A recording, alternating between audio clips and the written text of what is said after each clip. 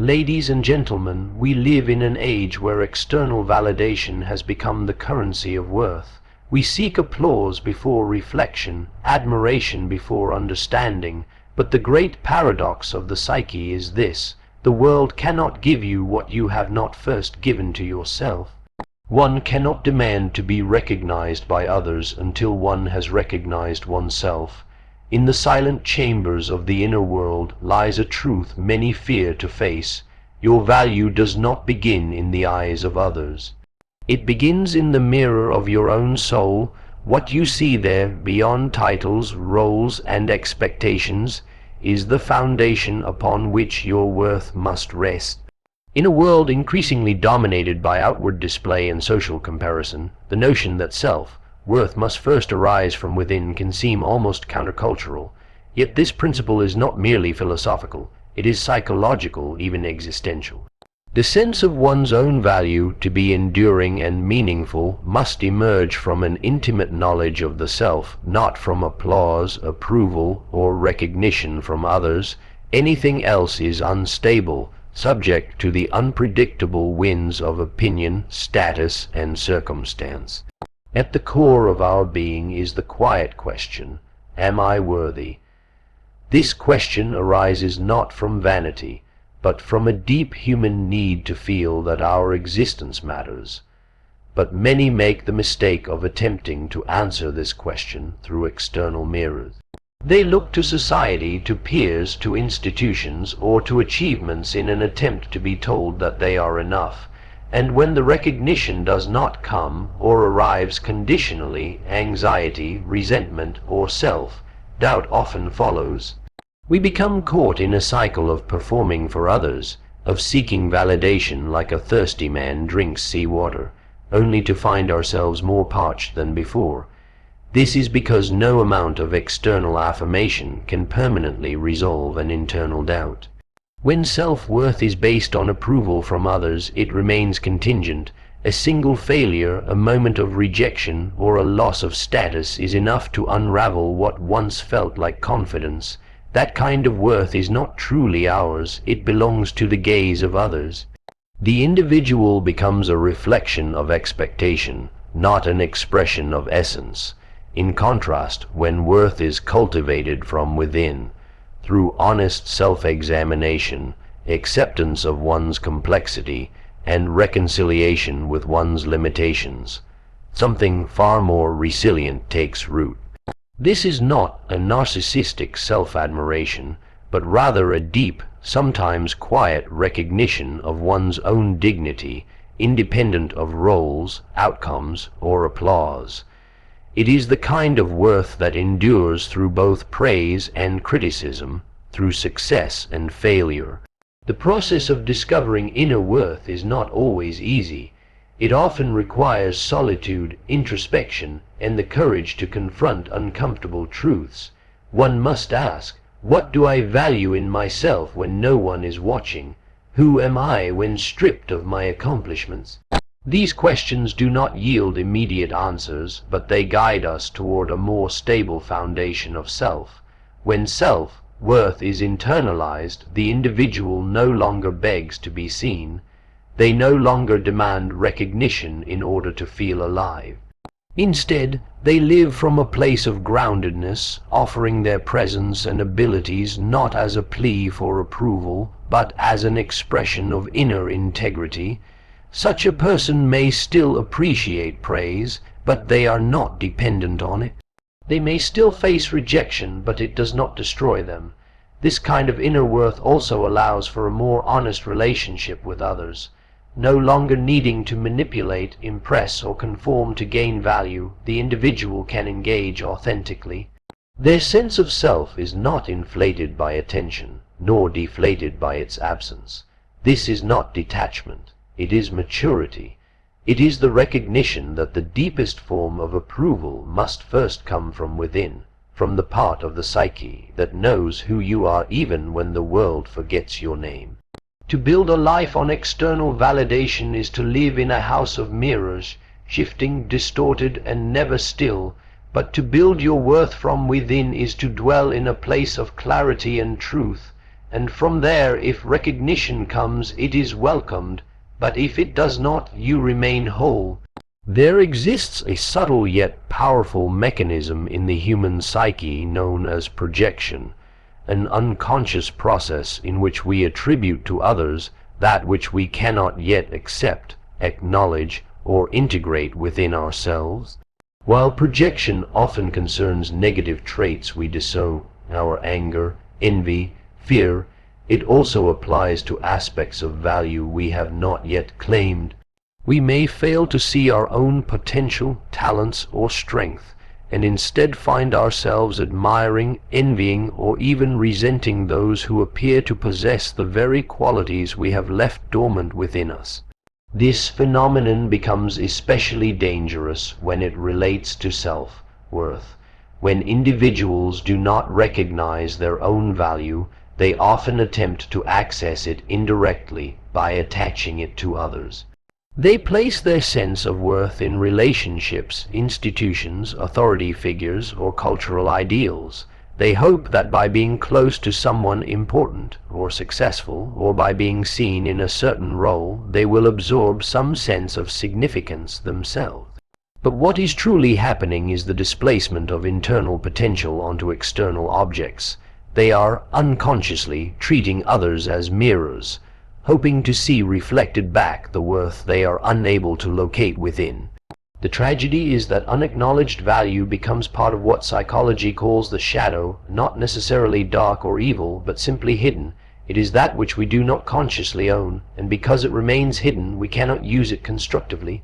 Instead, we become deeply reactive to its presence in others. We may idealize someone who appears confident, articulate, or creative, not realizing we are drawn to them because we possess the seeds of those same traits, though we have not yet cultivated them. Conversely, we may resent or compete with such individuals, not because they threaten us, but because they remind us of what we have neglected in ourselves. This is the quiet violence of projection. It robs us of agency. Rather than becoming the source of our own recognition, we live in reaction to others. We crave their attention, we fear their rejection, we judge their success, and we construct narratives around them to compensate for our own uncertainty. In doing so, we reinforce a false belief that our worth must be found somewhere outside of us, and not in the fertile depths of our own inner life. But to reclaim what has been projected requires courage.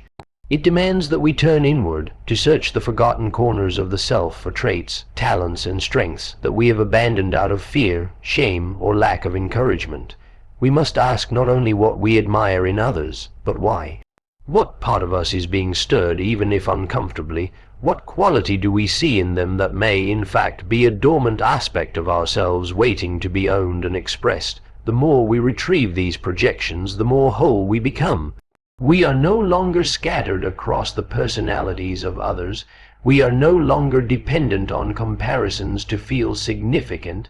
Instead, we begin to embody the worth we once outsourced. This integration of the shadow, not just our flaws, but our forgotten brilliance, is a path toward authenticity. It frees us from the emotional turbulence of envy, idolization, and self-doubt. In recognizing this, we begin to understand that the people we admire or resent may simply be reflecting back to us something we have not yet dared to embrace. When we finally claim this value as our own, not arrogantly but honestly, we are no longer prisoners of projection. We become rooted in our own reality, and in that grounded space we no longer chase recognition. We carry it within us. There is a distinct difference between force and power. Force is loud, demanding, often reactive. It seeks to control. Power, in contrast, is quiet, rooted, and self-contained. True power, the kind that radiates from a person with no need to prove or impose, emerges not from external dominance or social status, but from the inner work of integration. To integrate oneself is to bring together the often fragmented parts of the psyche, the conscious and the unconscious, the desirable and the rejected, into a coherent whole. Only when this psychological integration occurs does authentic power arise.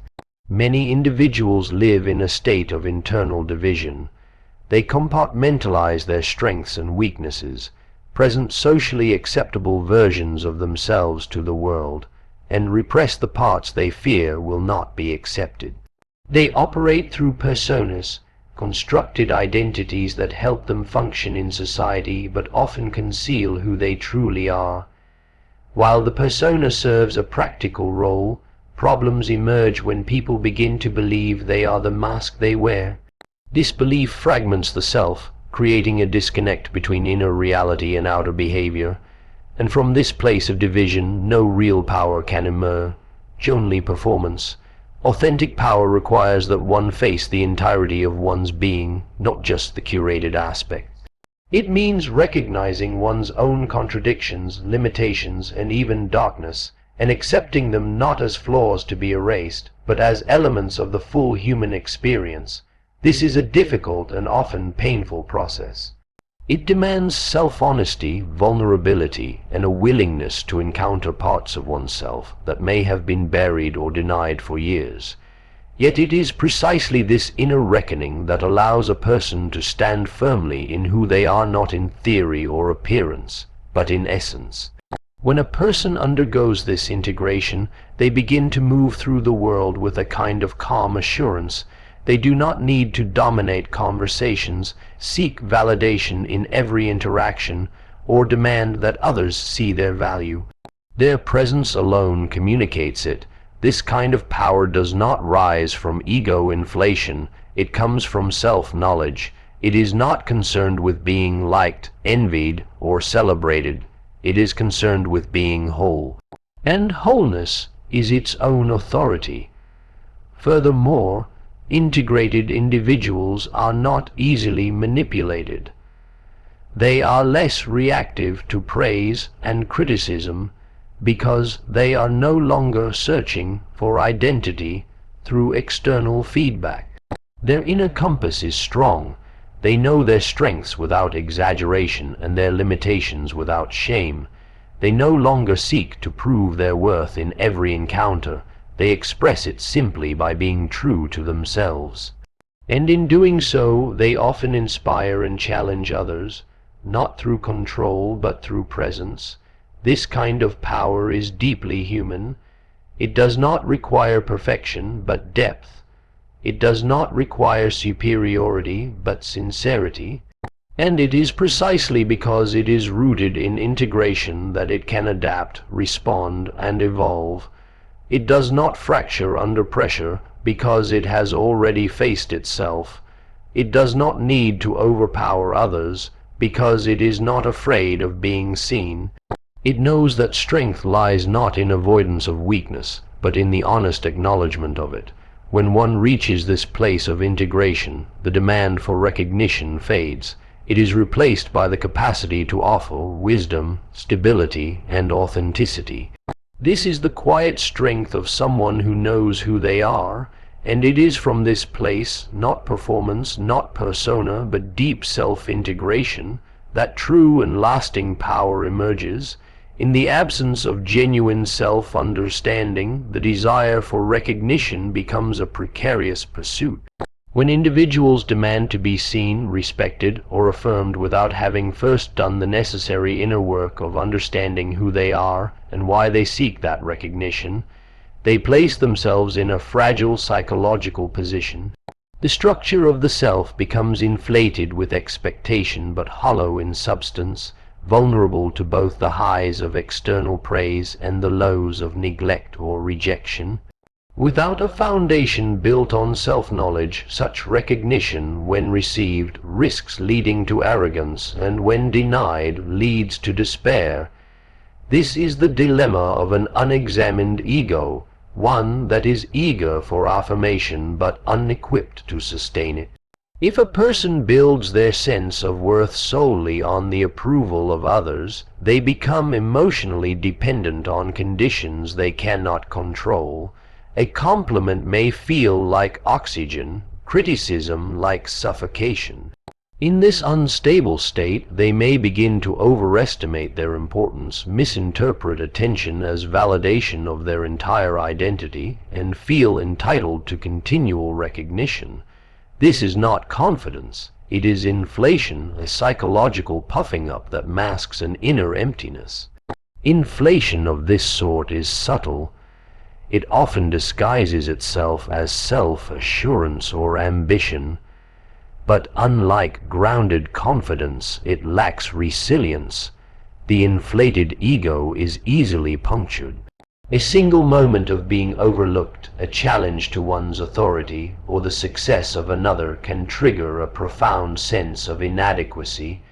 The reaction can be disproportionate: anger, shame, withdrawal, or attempts to regain control through manipulation or performance.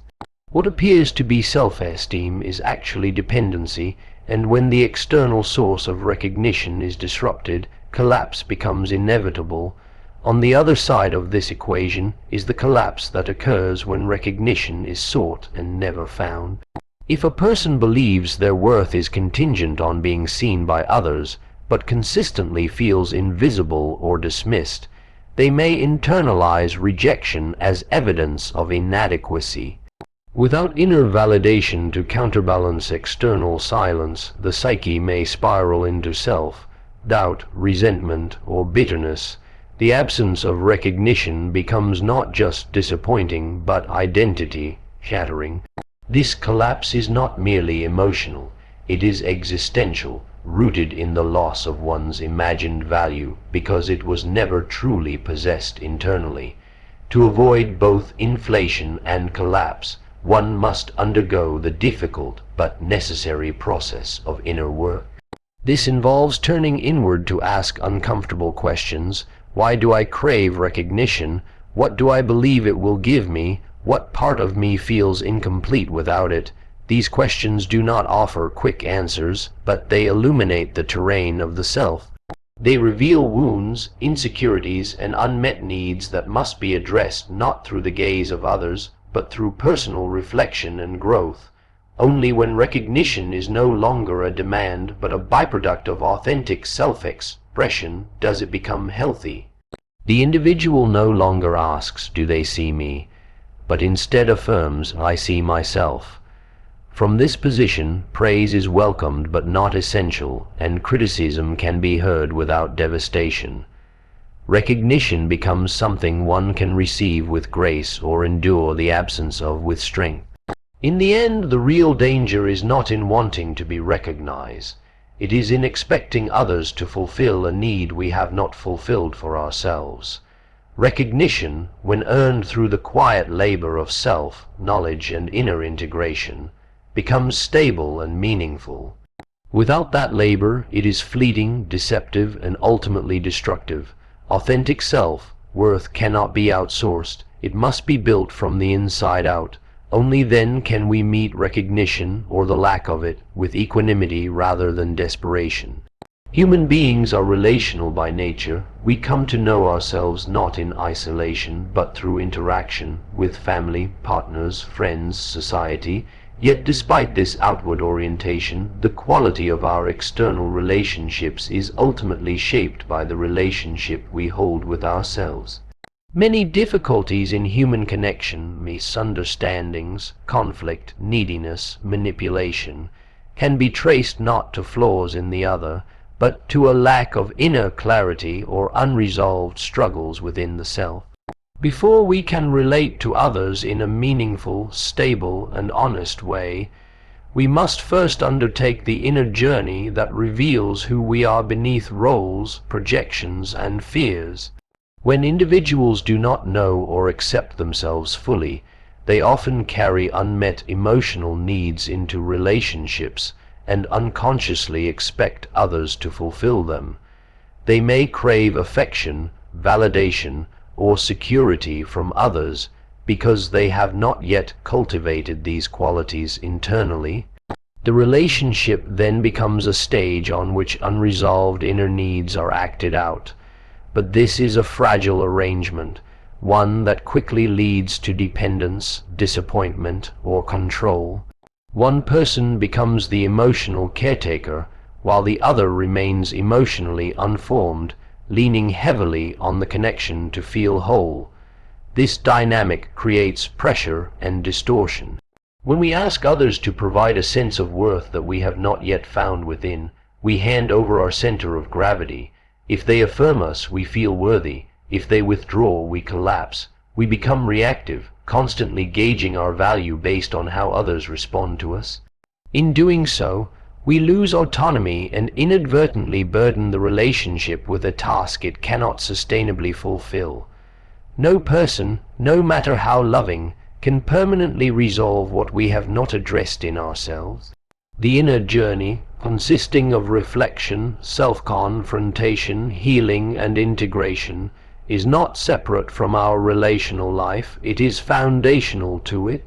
When we begin to understand our own emotional patterns, our beliefs about love and connection, and the parts of ourselves we have neglected or denied, we start relating to others from a place of wholeness rather than lack. We become capable of giving without hidden agendas and receiving without dependency. Our boundaries become clearer, not as walls to keep others out, but as definitions of where we begin and end. This clarity fosters healthier, more authentic relationships. Moreover, the inner journey teaches us to take responsibility for our emotional reactions. Instead of blaming others for triggering us, we become curious. What does this discomfort reveal about me? Why am I so affected by this moment? Through this lens, even conflict becomes a teacher, not just about the relationship, but about the self. Relationships, then, are not just sources of comfort or companionship. They become mirrors reflecting back what is conscious and unconscious within us. The more we work with these reflections internally, the more gracefully we can navigate them externally. Another key shift that occurs through the inner journey is the loosening of control. When we have not faced our inner uncertainties, we try to manage how others see or respond to us. We perform, we people, please, or we dominate, all strategies rooted in fear. But as we become more grounded in ourselves, we let go of the need to orchestrate others' perceptions. We begin to trust that who we are, honestly expressed, is enough. From this place, relationships become less about control and more about connection. In the end, the journey inward is not a retreat from others. It is a preparation for them. The deeper we go into ourselves, the more present we can be with another. The more fully we meet our own pain, the more compassionately we can hold theirs, and the more we come to recognize and affirm our own worth, the less we need to demand it from those around us. We begin to relate not from a need to be completed, but from a desire to share what we have found within. Such relationships are not built on dependency, but on mutual recognition, two whole individuals meeting with openness and depth.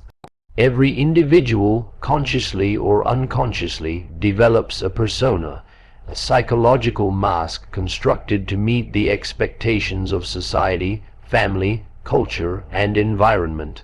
This persona serves a purpose. It allows one to function in the social world, to fulfill roles, and to be understood within a given context. A teacher, a leader, a parent, an artist, these are all forms the persona may take. However, while necessary for social navigation, the danger arises when the persona is mistaken for the self. When one begins to identify too closely with the social mask, the deeper layers of the self are neglected, silenced, or forgotten altogether. This over-identification creates an illusion of stability, but it is a fragile one. The persona is a construct, adaptable, performative, and often shaped by what is expected rather than what is true. If a person depends entirely on this outward identity for their sense of worth, then their inner life becomes hollow, disconnected from the wellspring of authentic being. The individual becomes a performer in their own life, gauging their value not by who they are, but by how well they fulfill the role assigned or adopted. The applause of others replaces self-reflection.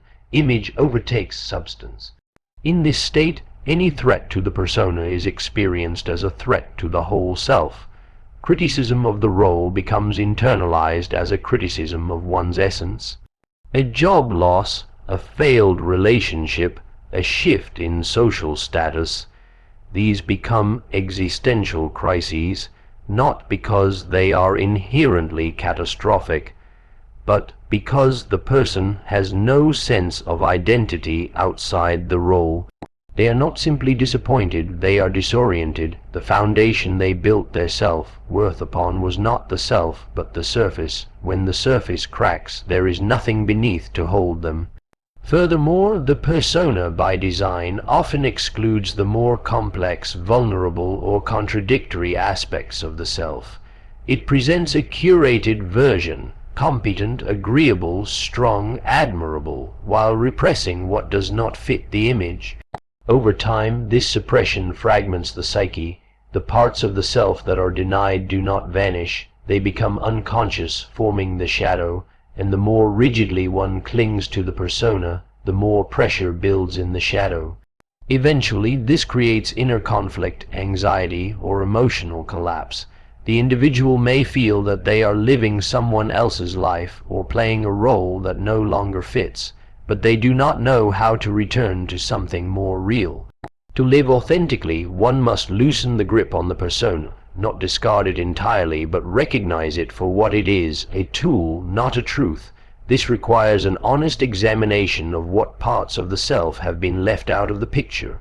What emotions, desires, or thoughts have been sacrificed to maintain the image? What would remain if the roles were stripped away? These questions are not comfortable, but they are necessary for liberation. For only when the persona is placed in its rightful context, as a surface layer, can the deeper, more enduring sense of self begin to emerge. This deeper self is not defined by roles or accolades. It is not shaped by the changing opinions of others. It is known in solitude, in reflection, in moments when one is no longer performing, but simply being. It includes both strength and vulnerability, both light and shadow. It is not easily captured by language or appearance, but it is felt deeply. And it is from this place that true self-worth arises. When individuals begin to recognize and reconnect with this core, the need for constant approval diminishes. They are no longer desperate to be seen in a certain way because they have already seen themselves clearly. The social mask becomes optional, not a necessity for survival, but a flexible expression of the whole person. And in this freedom, relationships deepen, creativity flourishes, and a quieter, more resilient confidence takes root. Not one built on performance, but on presence. Not on being admired, but on being real.